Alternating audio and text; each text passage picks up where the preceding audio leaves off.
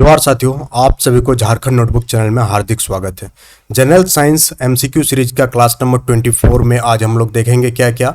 हम लोग total 10 questions को हम लोग डील करेंगे विथ कॉन्सेप्ट क्लैरिटी के साथ में। इन सारे सेशन को देखने के बाद साइंस का कोई भी एग्जाम हो जहां साइंस से एग्जाम क्वेश्चन पूछा जाता हो उसको आप फोड़ करिएगा, ये गारंटेड है झारखंड नोटबुक का। 24 सीरीज में आपको हार्दिक स्वागत है। तो चलिए आज का सेशन का पहला क्वेश्चन की शुरुआत करते हैं। पहला क्वेश्चन है कि किसी लिफ्ट में बैठे हुए व्यक्ति को अपना भार कब अधिक मालूम पड़ता है। आपके पास चार ऑप्शन है कि जब लिफ्ट त्वरित गति में ऊपर जा रही हो, या जब लिफ्ट त्वरित गति में नीचे आ रही हो, या ऑप्शन सी कि समान वेग में ऊपर जा रही हो, या ऑप्शन डी समान वेग से नीचे आ रही हो। तो लिफ्ट से जुड़े हुए कॉन्सेप्ट को पहले आपको समझाते हैं, उसके बाद कभी भी किसी भी एग्जाम में अगर लिफ्ट से जुड़ी कॉन्सेप्ट अगर आपसे पूछा जाएगा उसका आंसर आप पलक झपकते हुए देंगे। सबसे पहले हम लोग बात करेंगे, एक लिफ्ट है। ये क्या है? एक लिफ्ट। कॉन्सेप्ट को समझिएगा। टोटल 5 कॉन्सेप्ट है लिफ्ट से रिलेटेड, जिसे हम लोग एपेरेंट वेट कहते हैं। क्या कहते हैं? Apparent wait. स्टूडियो फोर्स भी कहते हैं उसको, एपेरेंट वेट इन लिफ्ट। तो सबसे पहले यहाँ आपका लिफ्ट है। लिफ्ट में कोई भी यहाँ पिंड है, मान लेते हैं कि एक आदमी है, कुछ भी है, तो उस पर 2 बल लगेगा। कितना बल लगेगा? 2। एक नीचे की ओर लगेगा जो कि ग्रेविटेशनल फोर्स लगेगा, और एक उसका रिजल्टेंट फोर्स लगेगा।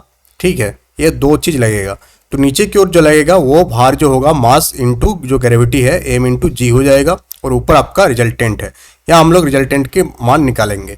पहला कंडीशन क्या है? पहला कंडीशन है कि लिफ्ट क्या है? रेस्ट में है, यानी कि लिफ्ट आपका विराम अवस्था में। किस अवस्था में? लिफ्ट रुकी हुई है। लिफ्ट ना तो नीचे जा रही है ना तो ऊपर जा रही है, यानी लिफ्ट आपका विराम अवस्था में है। साथ ही अगर मूव भी कर रहा होगा तो मान लेते हो कांस्टेंट स्पीड पर। किस स्पीड पर? With a constant speed. क्या है? Moving with constant speed. या तो विराम अवस्था में है, या अगर मूव कर रहा हो तो किस स्पीड पर मूव कर रहा हो? कांस्टेंट स्पीड पर अगर मूव कर रहा हो तो आपका क्या क्या कंडीशन बनेगा? तो यहाँ जो आपका रिजल्टेंट आएगा, वो जो आर का वैल्यू होगा वो एम जी के बराबर ही होगा। रिजल्टेंट किसके बराबर है? एम जी के बराबर ही होगा। ये हो गया आपका पहला कंडीशन। अब हम लोग बात करेंगे दूसरा कंडीशन पर। दूसरा कंडीशन में आपके पास लिफ्ट है। लिफ्ट पर कोई भी पिंड रखा हुआ है। आप इस पिंड पर अभी तक आपको पता चल गया उसका सेंटर ऑफ ग्रेविटी के कारण ये यहाँ पर 2 फोर्स लगेगा। यहाँ एक रिजल्टेंट या रेजिस्टेंस कहते हैं इसको हम लोग, और नीचे एक आपका फोर्स लग जाएगा। तो इस केस में यहाँ केस क्या है कि लिफ्ट जब अपवर्ड मूव कर रही हो, किधर मूव कर रही हो? ऊपर की ओर। अपवर्ड यानी कि लिफ्ट जब ऊपर की ओर मूव करेगी तब क्या होगी? तो लिफ्ट जब ऊपर की ओर मूव करेगी तो जो रिजल्टेंट का वैल्यू होगा वो क्या क्या होगा? देखिए पहला वो हो जाएगा आपका ये जो mg है। क्या है ये? mg जो नीचे की ओर लग रही है, ये वाला mg, और लिफ्ट ऊपर की ओर मूव कर रही है। किसकी ओर मूव कर रही है? ऊपर की ओर। ऊपर की ओर मूव कर रही है तो यहाँ एक एक्सेलरेशन काम करेगा। कौन क्या चीज़ काम करेगी? एक्सेलरेशन। यहाँ विराम अवस्था में भी रहेगा तो यहाँ जो v हो जाएगा वो भी 0 हो जाएगा आपका, या वेलोसिटी हम लोग यहाँ कांस्टेंट कर सकते हैं। बट सेकंड केस में जहाँ अपवर्ड मूव कर रही हो लिफ्ट, तो यहाँ क्या एक्सेलरेशन काम करेगी, तो जो r का वैल्यू हो जाएगा आपका, तो आपका r का value mg plus M A के बराबर होगा। ये न्यूटन के सेकंड लॉ के अकॉर्डिंग। तो यहाँ पर जो टोटल वैल्यू आ जाएगा एम जी प्लस ए। तो इस प्रकार से अगर लिफ्ट जो है अपवर्ड मूव करेगी, ऊपर की ओर मूव करेगी, तो लिफ्ट में जो भी पिंड होगा उसका भार जो है बढ़ा हुआ प्रतीत होगा। क्या हो गया? भार बढ़ा हुआ प्रतीत होगा। भार ओरिजिनली बढ़ेगा नहीं, जिसे हम लोग स्टूडियो फोर्स कहते हैं, ये प्रतीत होगा। भार क्या? बढ़ा हुआ प्रतीत होगा। ये आपको समझ में आ गया, भार बढ़ा हुआ प्रतीत होगा अगर लिफ्ट ऊपर की ओर मूव कर रही हो तो। अब एक तीसरा केस बनता है कि लिफ्ट नीचे की ओर मूव कर रहा है। किधर मूव कर रहा हो? नीचे की ओर। तो ये आपका लिफ्ट हो गया। यहाँ पर रखा हुआ आपका पिंड, तो पिंड पर आपका एक रिएक्शन लगा इधर, और नीचे क्या लगा? mg, ग्रेविटी के कारण ये mg लगा। बट यहाँ पर जो आपका जो लिफ्ट है वो नीचे की ओर मूव कर रहा है, डाउनवर्ड। लिफ्ट किधर मूव कर रही है? डाउनवर्ड, यानी कि इसे हम लोग लिख सकते हैं नीचे। किधर मूव कर रही है? लिफ्ट नीचे की ओर मूव कर रही हो, तो यहाँ पर जो आपका त्वरण काम कर रही है, एक्सेलरेशन काम करेगी, वो नीचे की ओर काम करेगी। इस केस में जो आपका रिएक्शन हो जाएगा वो mg माइनस ए में हो जाएगा। क्या हो जाएगा? माइनस ए में, न्यूटन्स के सेकंड लॉ के अकॉर्डिंग। अब यहाँ पर जब आप आर का वैल्यू निकालेंगे तो एम जी माइनस ए के बराबर आएगा। तो इस केस में आप देख पाएंगे कि जब लिफ्ट नीचे की ओर जाती है तो लिफ्ट में जो पिंड होती है, लिफ्ट में जो पिंड स्थित होती है, तो उसका भार घटा हुआ प्रतीत होगा। क्या होगा? घटा हुआ। इस चीज को आप याद रखिएगा। लिफ्ट में जब ऊपर की ओर जाएगा तो भार बढ़ा हुआ प्रतीत होगा, बट अगर लिफ्ट नीचे की ओर जाएगा तो जो पिंड रहेगा लिफ्ट के अंदर उसका भार घटा हुआ प्रतीत होगा। ये हो गया तीसरा 3 कंडीशन। चौथा कंडीशन और एक बनता है कि लिफ्ट मान लेते हैं लिफ्ट का तार छूट गया है और लिफ्ट फ्रीली फॉल हो रहा। लिफ्ट क्या हो रहा? फ्रीली फॉल हो रहा, फ्रीली फॉल हो रहा।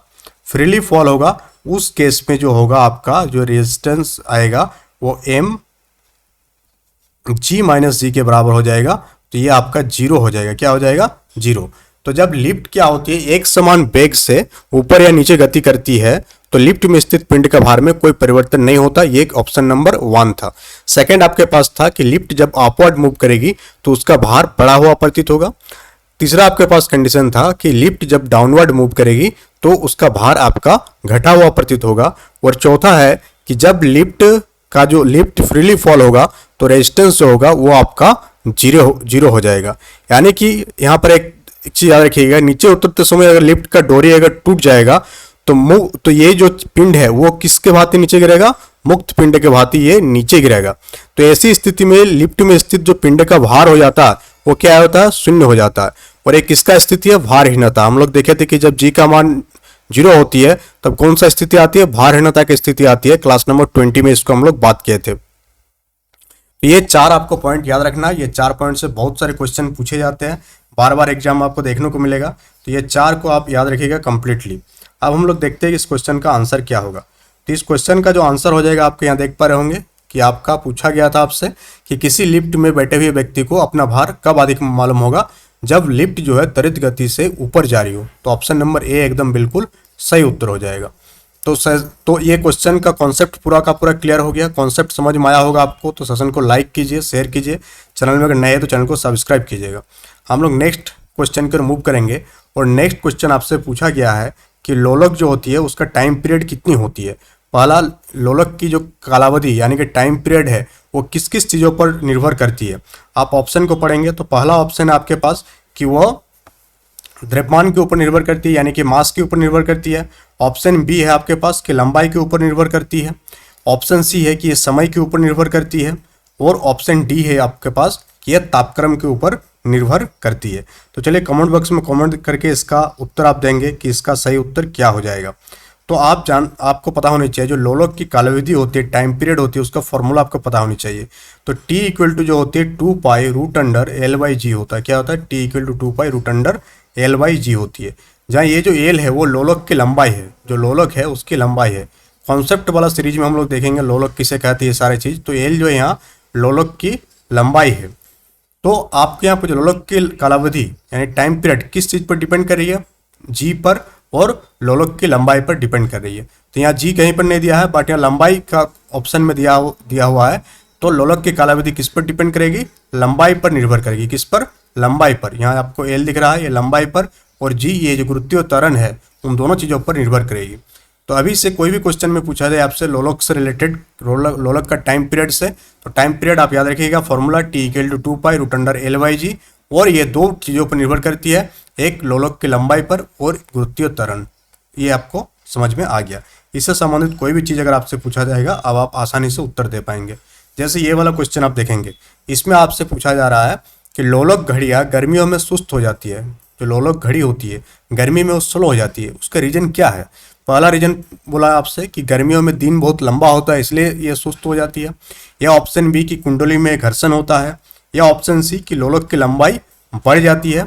या ऑप्शन डी कि लोलक के भार में परिवर्तन हो जाती है। तो इसका सही उत्तर दीजिएगा कि क्यों लोलक की घड़ियाँ गर्मी में सुस्त हो जाती है। तो गर्मी में आप देखेंगे जो लोलक होती है उसकी लंबाई बढ़ जाती है।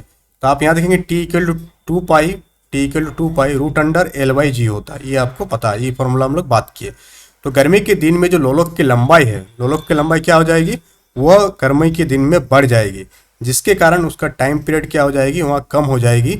और यही कारण है कि गर्मियों में लोलक की घड़ियाँ क्या हो जाती है? सुस्त हो जाती है। उसका क्या कारण निकला कि लोलक की लंबाई बढ़ जाने के कारण लोलक घड़ियाँ जो होती है गर्मियों में सुस्त हो जाती है। ये आपको समझ में आ गया। तो सेशन कैसा लग रहा है? सेशन के बारे में कमेंट बॉक्स में इसका फीडबैक जरूर दीजिएगा। क्वेश्चन नंबर 34 ये बार बार बहुत सारे एग्जाम में पूछा गया है। झारखंड के जितने भी एग्जाम अभी आने वाली है, जेएसएससी का और जेपीएससी का, ये सारे क्वेश्चंस आपको देखने को मिल सकते हुए साथ ही इससे रिलेटेड कॉन्सेप्ट भी आपको काम आ जाएगा। तो कोई भी एग्जाम्स की अगर आप तैयारी कर रहे हो जहाँ से साइंस पूछा जाता हो तो आप जो है इन सारे सेशन से अपना साइंस सिलेबस को 100% टैकल कर सकते हैं। साथ ही for complete preparation of GS और झारखंड जीके के लिए आप चैनल के साथ जुड़े। झारखंड नोटबुक चैनल का नाम है, टेलीग्राम चैनल ज्वाइन करके इसका पीडीएफ को आप प्राप्त कर सकते हैं। तो सबसे पहले ये क्वेश्चन को हम लोग देख लेते हैं। क्वेश्चन है कि एक लड़की झूले पर बैठी स्थिति में झूला झूल रही है।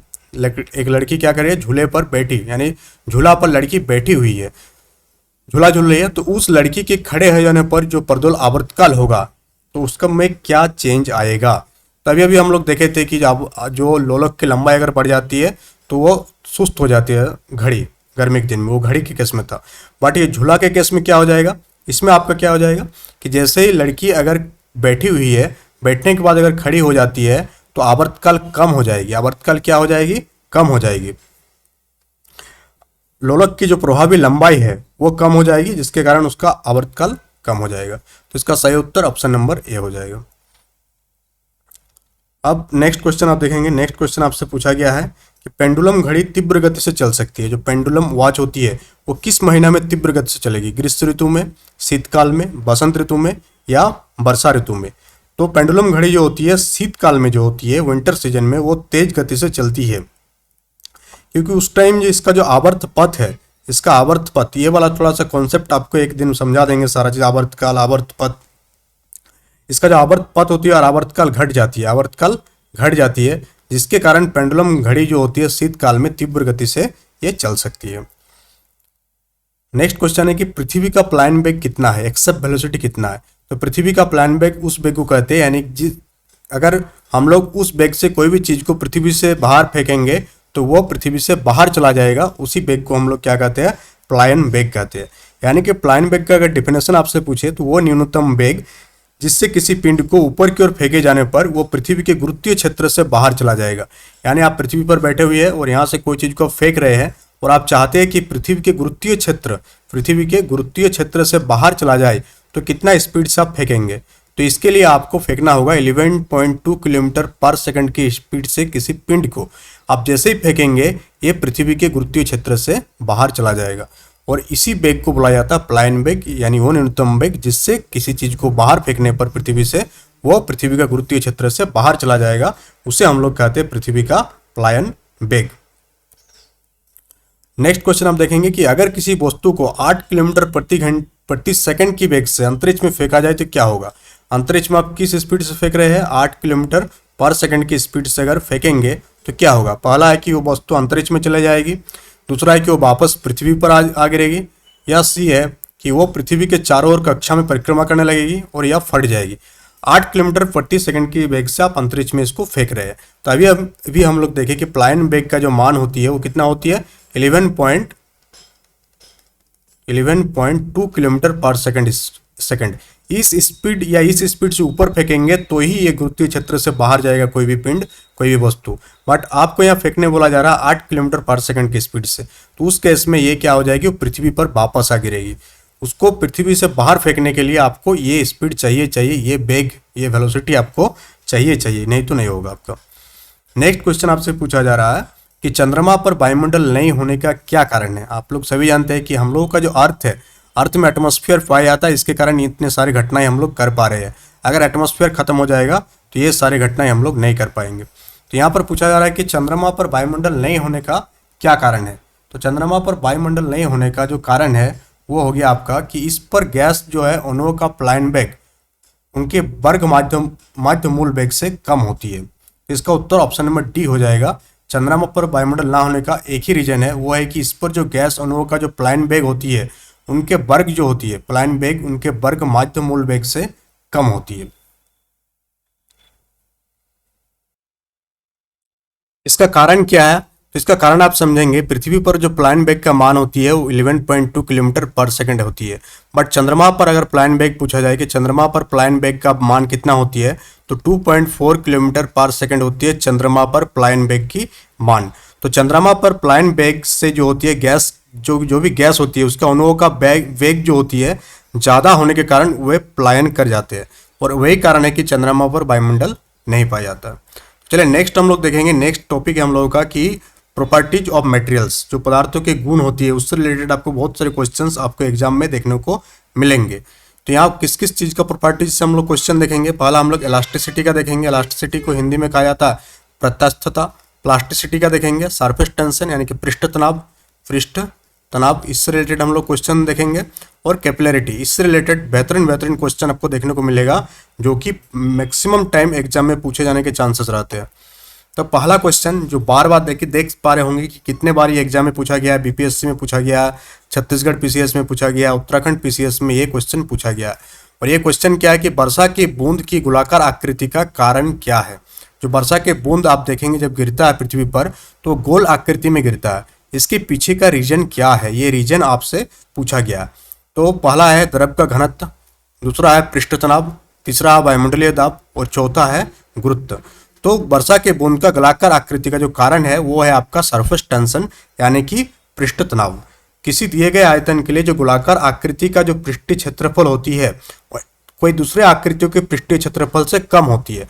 यानी कोई अगर आप वर्गाकार या दूसरा आकार के आकृति का पृष्ठीय क्षेत्रफल निकालेंगे और गोलाकार का निकालेंगे तो दोनों में से गोलाकार का जो पृष्ठीय क्षेत्रफल होगा वह कम होगा।